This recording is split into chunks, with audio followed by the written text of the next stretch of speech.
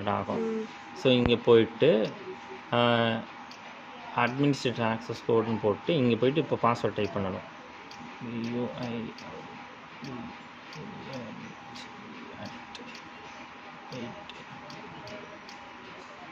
நான் கொடுத்த password correct.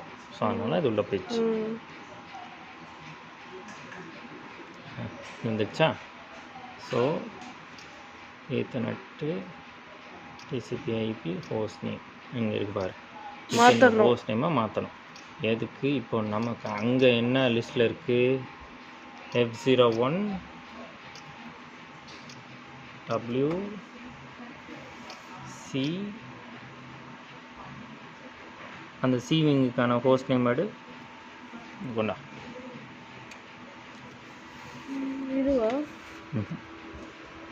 விட்டு இந்த இருக்கு F01 WC2 host name set பண்ணிவிட்டு இப்போ வந்து ஐபி வந்து முன்னாடி இதோ வந்து டிஹெச்பி வச்சுருந்தோம். இப்போ வந்து ஸ்டாட்டிக் தான் வைக்கணும். நம்ம டைனாமிக் ஹோஸ்ட் கண்ட்ரோல் போட்டுக்கோம். ஆமாம், அதுக்கு பதிலாக இப்போ வந்து நம்ம ஸ்டாட்டிக் வைக்கணும். ஏன்னா இது ஆல்ரெடி இங்கே ஒரு பிரிண்டர் இருந்துச்சா, இப்போ இந்த பழைய ஐபி அந்த பிரிண்டருக்கு ரிசர்வ் ஆகிருக்கும். ஓகேவா? ஸோ இதுக்கு ரிலீஸ் ஆகாது. நம்ம என்ன பண்ணணும்னா ஐபி வந்து டிஃபால்ட் கான்ஃபிக் மெத்தட் வந்து நம்ம வந்து மேனுவல் அப்படின்னு வச்சு ஓகே கொடுத்துட்டேன்னா மேனுவல் செட்டிங்ஸ் எனேபிள் ஆகும். ஐபி அட்ரஸ் ஓகே 1085.100 அப்படின்னு இருக்கா, அதோட ஐபி என்ன? இப்போ லேண்ட்லேருந்து எடுத்துகிட்டு தேவையில்ல நமக்கு. இதில் தானே பார்க்கணும். இதில் பார்க்கணும்.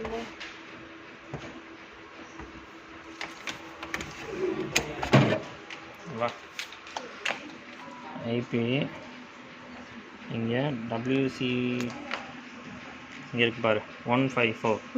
அதான் இதோட ஐபி 154. ஓகேவா? சப்நெட் மாஸ்க்கெல்லாம் வந்து இங்கே பார்க்கணும். இங்கே இந்த வந்துருக்கு பாரு சப்நெட் மாஸ்க், இந்த ஐபி தான் கொடுக்கணும். சரியா? 255.225.240.0 கொடுத்துட்டு டிஃபால்ட் கேட்வே இங்கே இருக்கு பாரு. டிஃபால்ட் கேட்வே 10.8 அதில் இங்கே இருக்குது. இந்த ஐபி டிஃபால்ட் கேட்வே 129 அதுவே எடுத்துக்கிச்சா.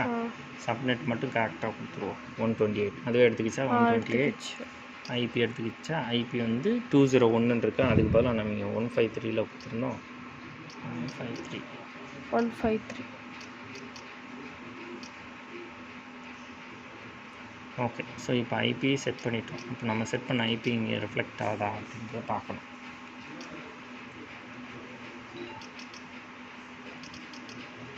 அவ்வளோதான். அந்த வீடியோ ஆஃப் பண்ணிட்டோம். ஓகே.